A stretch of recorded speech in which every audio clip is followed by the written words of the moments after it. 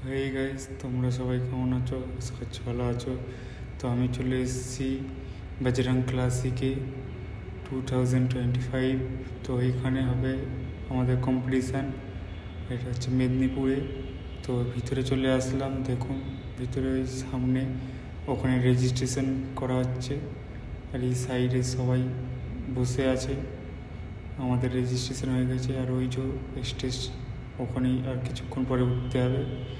চলো বসে একটু কাপ লোডিং করে নিলাম, করে একটু বসে দেখছিলাম। আরও সব সাইডে আরও দাদারা আছে অনেক, সব কাপ লোডিং চলছিল। তো স্টেজটা একবার দেখুন।